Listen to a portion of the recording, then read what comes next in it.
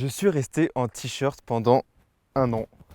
Pourquoi ça? Pourquoi ce défi? On va commencer par le commencement. Il faut savoir que j'ai commencé pendant une période, on va dire qu'il y a 2 ans de cela, je commençais à être un peu obsédé par le mental. En mode, je voulais avoir le mental le plus fort possible, bref. Et ce que j'ai commencé à faire, je me suis posé la question, bah tiens, qu'est-ce que je peux faire pour vraiment renforcer ce mental. Et donc, la première chose que j'ai commencé à faire pour ça, c'était de prendre des douches froides. J'ai commencé les douches froides en décembre, non, janvier 2022 à peu près. Et j'ai fait ça pendant pas mal de temps, et j'en fais encore aujourd'hui. Et au début, voilà, je me rappelle, j'essayais de tenter des challenges, de rester 10 minutes sans bouger sous l'eau froide. Essayer de méditer sous la douche froide aussi, bah, bref, des trucs comme ça. À un moment, je me suis dit, ben ok, c'est cool. Mais je commence à m'habituer. Et du coup, je me suis dit, bah tiens, qu'est-ce que je peux faire pour encore augmenter la barre? Et après, là, mon cerveau est parti en couille. Et il m'a donné une idée en tête, c'était du coup, de rester en short, je sais pas si on voit, et en t-shirt pendant un an. Et j'ai commencé ce défi en juin 2022 aussi. Voilà, en juin 2022, j'ai commencé ce défi. Et au début, je pense, je réalisais pas vraiment encore la difficulté du défi. Et voilà, je me suis juste dit, bah tiens, vas-y, j'aime bien rester en short ou en t-shirt. Autant essayer de rester comme ça pendant un an. Donc, au début, c'était facile. Forcément, j'ai commencé en juin, donc en juin, ben, il fait chaud, donc t'es tranquille. Même en août, en juillet, août. Et par contre, après, en octobre, je me souviens, les premières difficultés sont arrivées environ ouais, octobre-novembre. Mais encore là, c'était encore quand même plutôt facile. J'avais pas encore de chair de poule. Bon, là, j'ai pas de chair de poule non plus. J'avais pas encore tous ces trucs. C'était ok. Franchement, niveau difficulté, on a vu pire. Et par contre, après est venu décembre. Là, ça commençait à piquer un peu. Pourquoi? Parce que décembre, on a commencé à avoir un peu de neige. Mais c'était surtout. Et après, le pic de difficulté est vraiment venu en janvier. Donc, ensuite, janvier, je pense que c'était vraiment la période la plus dure. Février, c'est assez dur aussi. Mais voilà, ça commençait à se calmer après. Le niveau pic de difficulté, c'était vraiment en janvier. Donc vraiment, la chose la plus dure, vraiment, et de très très très très très très loin de ce défi, personnellement, ça a été la pluie. Parce que je vous assure, quand vous êtes en t-shirt en décembre, janvier, et qu'il pleut juste pas qu'un peu, mais je suis vraiment beaucoup, franchement, t'es en PLS. T'es vraiment en PLS. Et je vous raconte pas aussi quand tu vas en cours. Ça, j'y reviendrai plus tard. Mais quand il pleut, que tu es tout trempé, mais vraiment de partout, et que tu vas en cours, tu es trempé en fait. Tu es trempé et c'est juste une horreur. Donc, c'était vraiment la pluie. De très très loin la chose la plus dure. En comparaison, la neige, c'est rien du tout. Vraiment, la neige, ça mouille même pas. Et je me souviens, j'avais une période où il neigeait énormément. Et je me souviens, j'étais en t-shirt noir. Et mon t-shirt, je ne voyais plus le noir. Vraiment, j'étais tout blanc. Et c'était vraiment, mais c'était n'importe quoi. Mais c'était pas vraiment dur parce que j'avais juste froid en fait. Mais j'étais pas mouillé, c'était pas inconfortable. J'avais froid quoi. Donc c'était vraiment ouais, la pluie le plus dur et de très loin. Après, il y a eu une autre chose qui a été dure, c'est le regard des autres, bien évidemment. Tu peux pas éviter celui-là. Quand tu fais quelque chose comme ça, tu peux pas l'éviter. Donc vous doutez bien, quand vous êtes en t-shirt, en short, en hiver, et vous marchez dans la rue, tout le monde, tout le monde, tout le monde, tout le monde te regarde. Mais ils te regardent pas comme si tu étais une star, si tu vois ce que je veux dire. Ils te regardent plutôt comme si tu étais un, un attardé, un mec très bizarre qui a un problème littéralement. Je me souviens des fois, je marchais, il y avait des mecs devant moi et ils se retournaient, ils étaient comme ça. Ils te regardaient, mais en mode. Comme si, je dirais pas en mode dégoût, mais presque. Et c'était. En vrai, c'était drôle. Au début, c'était pas facile, franchement. Quand tu marches dans la rue, tu vois tout le monde qui te regarde et t'es pas habitué à ça. Au début, c'est dur, mais après, tu deviens assez vite insensible à ça. forcément. Quand tu passes ta journée, quand tu marches dans la rue à te faire juger par tout le monde, bah, au bout d'un moment, forcément, tu t'en fous, voilà, normal. Mais ouais, au début, c'était vraiment pas facile de ce point de vue-là, sachant qu'en plus, je restais longtemps dehors. Je faisais en sorte de rester à peu près une heure et demie dehors par jour. Bon, la semaine, le week-end, je restais un peu moins quand même. Mais voilà, la semaine, j'essayais de rester une heure au minimum dehors. Parce que sinon, bah, ça n'a aucun intérêt de faire ce défi si c'est pour rester toujours à l'intérieur. Donc ouais, par exemple, même, en fait, c'est peut-être même le moins pire au final, le regard des autres dans la rue. C'est quand tu vas à l'université, je vous jure, le matin, par exemple, juste le matin où quand tu arrives, moi, voilà, t'as un grand passage, t'as un couloir pour monter dans les escaliers, voilà. Quand enfin, j'ai traversé ce couloir, t'avais tout le monde, ils étaient en mode, mais qui est qu'est-ce qu'il fout? Et même, je m'en souviens, un moment en hiver, il neigeait. Et il neigeait vraiment, t'avais 30, 50 centimètres de neige. Enfin, il neigeait. Et t'avais un regroupement, je sais pas pourquoi, de personnes. Au moins, ils étaient au moins 30, 40 dehors devant l'université. Et moi, je me suis ramené comme ça en t-shirt.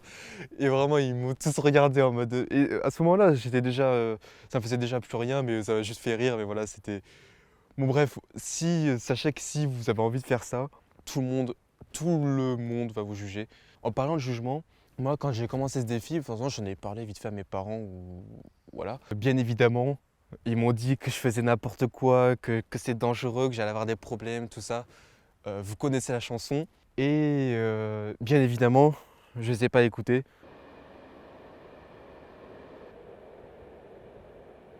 Donc, ce que je veux dire personnellement, c'est mon avis à moi, mais je pense que quand il s'agit de décisions liées vraiment à ta vie, à toi, une décision vraiment personnelle, je pense que vraiment la seule personne qui a le droit de parole, bah, de décision, c'est vraiment juste toi et toi seul. Pas tes parents, pas tes potes, pas ta copine, n'importe quelle personne qui pourrait être proche. Vraiment, quand il s'agit de décisions liées à ta vie, euh, bah, moi personnellement, je fonctionne comme ça. Littéralement, je m'en bats les couilles de la vie de n'importe qui, à part le mien. Je prends en compte que mon avis, donc voilà. Et littéralement tout le monde, quand je commençais, quand j'étais peut-être on était en novembre, décembre, quand les gens me voyaient un t-shirt, ils étaient en mode mais t'es con, qu'est-ce que tu fais? Tu vas mourir, t'es débile. Tout le monde me disait ça, mais bien évidemment je m'en foutais. Que ce soit par exemple, je me souviens aussi l'auto-école, quand à ce moment-là je prenais des cours d'auto-école, ils étaient en mode mais qu'est-ce que tu fais? Tu fais de la merde, en mode mais même pas gentiment, c'est limite méchamment des fois. Bah, une fois, les moniteurs étaient cool, mais juste une fois, on me l'avait dit en mode ouais, t'es vraiment ravagé. Mais bien évidemment, je m'en suis battu les couilles parce que bah voilà, c'était mon problème. J'ai assumé les entières responsabilités des risques. Et je pense que voilà, quand il s'agit de quelque chose de personnel lié à votre vie, vous devez écouter que vous-même. En tout cas, la dernière décision doit revenir à vous-même et pas à un de vos proches. C'est mon avis là-dessus. Et donc, ben voilà, si vous avez envie, si par hasard il y a quelqu'un qui regarde cette vidéo, qui a envie de faire ce défi, et ben moi je dirais que si tu as envie de le faire, fais-le, mais que si tu as envie de le faire et que tu penses vraiment que ça va t'apporter des trucs, que ça va t'apporter des choses. Si tu le fais dans une optique juste de souffrir pour souffrir et après faire le kéké, à dire ah regardez, je sais pas, j'ai resté un an en short en t-shirt, je suis trop fort, machin. Si vous faites dans cette optique-là, faites-le pas parce que c'est ça n'a pas vraiment d'intérêt. Faites-le que si vous êtes vraiment, vous partez dans l'optique que ça peut vous apporter des choses et que vous avez vraiment envie de faire l'expérience et voilà, ça va vous apporter des choses. Personnellement, moi ça m'a mon objectif, c'était de forcément, du coup, comme j'ai dit au début, de renforcer mon mental. Je pense que ça a surtout renforcé ma résilience et mon endurance mentale, pas ma force mentale pure. Ce que j'entends par force mentale pure, c'est quand tu vas te mettre des gros obstacles, des choses vraiment difficiles, mais qui vont être d'une courte durée. Par exemple, je vous cite un exemple. Alors, l'exemple est bizarre, parce que voilà. Donc, moi, par exemple, en été, je faisais un truc. C'était qu'en été, moi, à l'endroit où je suis, il y a beaucoup de moustiques. Et en gros, ce que je faisais, c'est que je me forçais à méditer pendant 10 minutes, torse nu dehors, sans avoir le droit de bouger, de me gratter, quoi que ce soit. Et forcément, quand tu es à un endroit où il y a beaucoup de moustiques, ils te piquent tous au bout de 5 minutes, tu as déjà tout ton corps qui te gratte. Et donc, je devais tenir comme ça 10 minutes. Tous les jours, je faisais ça. Et ça, par exemple, pour moi, c'est un exemple, c'est vraiment de la force mentale pure, où vraiment tu entraînes ta force mentale, parce que c'est un effort qui est court, mais qui est vraiment difficile. Là, le fait de rester en t-shirt et en shirt pendant un an, c'était un effort qui était très long, mais c'était plus de l'endurance mentale pour moi, vraiment juste le fait de tenir, parce que ça montait pas vraiment en difficulté. Ben, le pic de difficulté, c'était en janvier, mais globalement, la difficulté restait assez linéaire. Donc, ça a plus entraîné mon endurance mentale, le fait de résister à des efforts plus ou moins difficiles sur de longue durée. Physiquement, est-ce que ça a changé quelque chose? Ça a changé un truc. Physiquement, honnêtement, c'est que des changements très mineurs. Mais ça a changé quelque chose, par exemple, du point de vue du corps. Un truc que j'ai remarqué, c'est la chair de poule, par exemple. J'en avais beaucoup moins avant. J'avais tendance à beaucoup trembler, à avoir du coup la chair de poule même en novembre, novembre-décembre. Et après, ça a commencé à se calmer. Et en janvier, qui était la période la plus dure, je n'avais plus ça. J'avais quasiment plus de tremblement. J'avais quasiment plus de chair de poule non plus. Et donc voilà, c'est les points notables que j'ai pu avoir de ce point de vue-là. Au niveau de la résistance au froid, parce que j'ai toujours pas abordé ce thème, je n'ai pas particulièrement acquis plus de résistance au froid. En fait, si j'ai forcément acquis une résistance au froid, euh, je pense en toute humilité que maintenant je résiste forcément, j'ai une meilleure résistance au froid que la majorité des gens forcément, mais je suis toujours frileux, non je suis pas frileux, mais j'ai toujours froid clairement. Là je suis en t-shirt en janvier et j'ai froid. Certes, j'ai pas aussi froid qu'avant, je supporte, mais voilà, je pense que voilà, c'est surtout ça. Je supporte maintenant le froid beaucoup mieux qu'avant, mais j'ai toujours froid. Là, vous voyez pas mes jambes, mais quand même un peu de tremblement, parce qu'en ce moment, ça fait 6 mois, je suis plus habitué. Maintenant, je reste juste en short, parce que j'aime bien rester en short, et j'ai pas froid aux jambes, parce que bah, les jambes, j'ai l'impression que c'est pas très sensible. Mais voilà, physiquement, pas trop de changements notables, hein. Vous attendez pas à devenir Wim Hof juste en faisant ça. Je pense qu'il faut rester sur des longues durées ou faire des méthodes de respiration. Donc, sur une échelle de difficulté, je pense que. Je sais pas si je pourrais vraiment noter ça sur une échelle de difficulté. Mais voilà, je dirais que c'était quelque chose de dur. Mais une fois que tu es dans le truc, voilà, tu es lancé, t'es lancé, donc tu continues. Je pense que c'est un peu comme les douches froides. Au début, la première minute de douche froide, c'est toujours la plus dure. T'es là, tu trembles, tu es en PLS, c'est la plus dure. Et après, tu commences à t'habituer. Et voilà, une fois que tu es sous l'eau froide, c'est bon, tu es lancé et tu t'arrêtes pas. Bah, là, c'est un peu pas pareil. D'ailleurs, j'ai un peu le seum parce que bah, c'est un défi qui aurait été vraiment mais parfait à documenter en vlog. Mais à ce moment-là, je n'avais même pas l'idée, ça m'est même pas venu à l'esprit de filmer, de documenter ce que je faisais. Du coup, voilà, c'est pour ça que je fais cette vidéo ici, dans ce cadre magnifique, avec des trains qui passent toutes les 5 minutes. Voilà, j'aurais bien voulu faire en vlog, documenter ça, mais c'est pas grave. Voilà, du coup, j'en parle ici. Si vous avez des questions d'ailleurs, vis-à-vis de ce challenge, quelconque question, j'en sais rien, posez-les-moi en commentaire, je me ferai un plaisir de vous répondre. Donc moi je pense que, en tout cas personnellement, du point de vue des bénéfices que ça m'a apporté, comme je vous l'ai dit, physiquement ça m'a pas apporté grand-chose. Mais par contre, donc vraiment le plus gros bénéfice que ça m'a apporté, c'est clairement du point de vue du regard des autres. À ce moment-là, en plus, j'avais pas encore fait ma thérapie du rejet et tous mes défis, voilà, faire un discours dans le tram, tous ces trucs que j'avais fait récemment. J'ai pas encore fait ces trucs, donc j'étais encore un petit peu en PLS vis-à-vis du regard des autres. Et ça m'a quand même pas mal aidé. Même si c'était pas suffisant, bah voilà, ça m'a. Je pense que c'est le plus gros bénéfice. Le fait voilà, de plus se préoccuper de ça. Quand tu vois que tout le monde te juge, tous tes camarades, juste les mecs dans la rue, tout le monde te juge et voilà, ça te forge un. Ça te forge, voilà. Et voilà. Euh, Et quelque part, ça te rend un peu plus. C'est un défi qui te permet d'être un peu plus libre. Alors, je vais m'expliquer dans quel sens tu es plus libre. Parce qu'en fait, je pense que quand tu commences à être à l'aise sans rien, en t-shirt, ben en fait, voilà, je pense que c'est pas pour juger négativement, mais certaines personnes, voilà, s'ils n'ont pas leur veste, leur triple couche de vêtements, ils seraient vraiment PLS, ils ne pourraient pas sortir dehors. quand tu t'affiches ça, de toute façon, c'est comme, voilà, plus tu sors de ta zone de confort, plus ta zone de confort s'étend et paradoxalement, plus tu vas être bien et en situation de confort. Et donc le fait d'être capable de rester, toute l'année en short et en t-shirt, ça fait que tu as plus vraiment des limites de vêtements. À un moment, si je sais pas, sur un malentendu, il pleut, il fait froid, tu es en short dehors ou en t-shirt, n'importe quoi, bah voilà, tu vas pas être en PLS, tu seras juste, en mode: «Bah ouais, OK, je suis en short, c'est pas grave». Aussi du point de vue d'acceptation, je pense que c'est un défi qui t'aide, qui m'a aidé en tout cas moi à accepter voilà, accepter des difficultés, à ne pas fuir, à ne pas fuir, l'adversité, dans le sens où voilà, bah, je parlais de résilience mentale précédemment, bah, c'est ça. C'est que maintenant, ben, voilà, si j'ai un truc qui est dur, que je dois subir ou quoi que ce soit, bah, je suis en mode de, ben, voilà, c'est comme ça, des fois tu dois être en PLS et c'est comme ça, juste tu avances et tu fermes ta gueule et tu avances et voilà, c'est ça. Donc ça m'a aussi pas mal aidé sur ce point de vue-là. Je pense que personnellement, faites-le que si vous en avez envie, mais franchement, je vous conseille de tester. Pas forcément de rester un an, mais juste essayer pendant une semaine, en hiver ou voilà, quand il fait froid, sortez dehors en t-shirt, en short, et vous allez voir que, alors là, ça part un peu plus loin dans le sujet, mais vous allez vous sentir davantage vivant. Qu'est-ce que j'entends par là?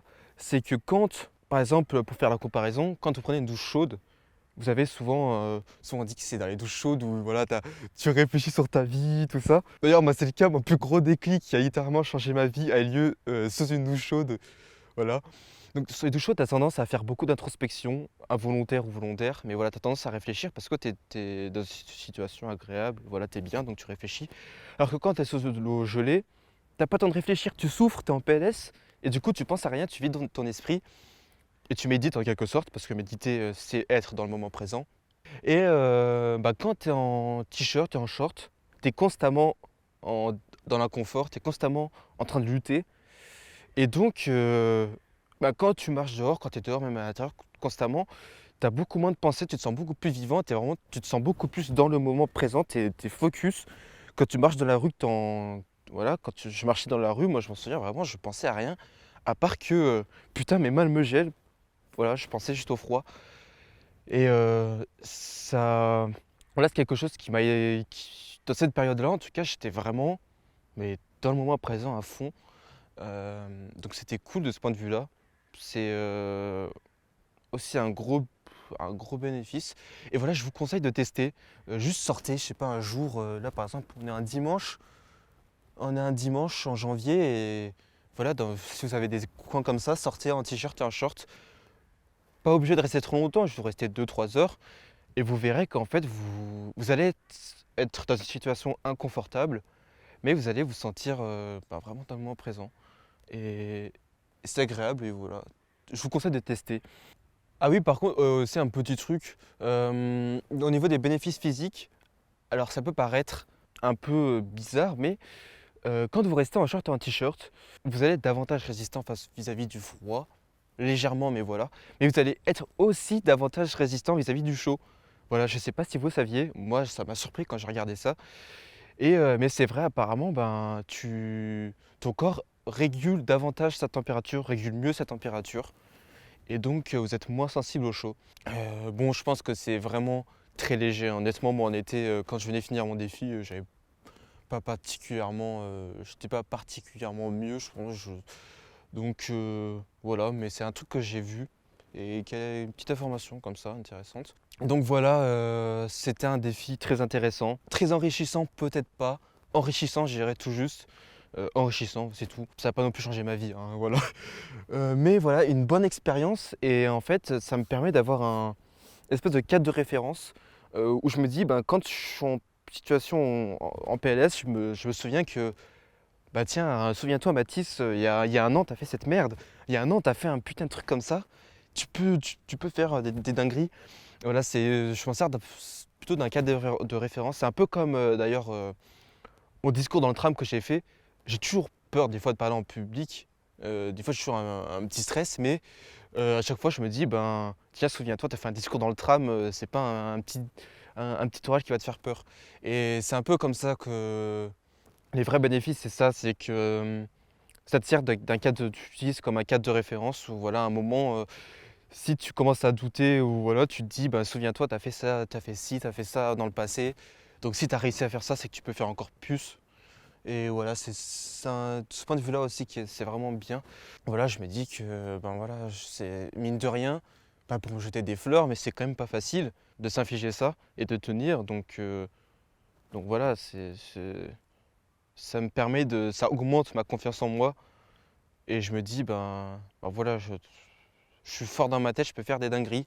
Parce que je me suis prouvé dans le passé que je pouvais faire des dingueries.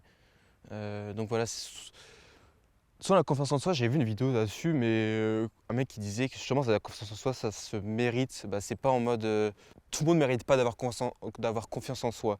Dans ce sens-là, en gros, qu'il disait.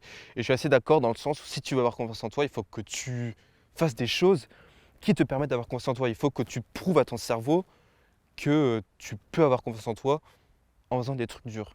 Donc voilà, ça m'a prouvé ça en tout cas, que je pouvais faire des dingueries comme ça. Et il y en aura dans le futur. Voilà, dites-moi ce que vous en pensez de cette vidéo. J'essaie de faire un truc stylé dans un cadre stylé. Et, euh, et voilà, je commence à avoir un peu froid parce que je bouge pas. Et forcément, quand tu es mobile, tu commences à trembler parce que ton corps veut faire du mouvement pour te réchauffer. Voilà, dites-moi ce que vous en pensez de cette vidéo. Moi, ça m'a fait très plaisir d'en parler. C'était quelque chose que j'avais envie d'en parler depuis longtemps. J'avais jamais trouvé le temps. Et voilà. Donc sur ce, passez une très bonne journée. N'hésitez pas si vous avez quelconque question, posez-les-moi dans les commentaires, ça me fera très plaisir de répondre. Et sur ce, bonne journée à tous. Et des dingueries arrivent bientôt. Alors bientôt, je sais pas, mais voilà, il y aura des dingueries sur cette chaîne. Restez abonnés, vous verrez. Vous n'allez pas être déçus. Et voilà, salut à tous les gars.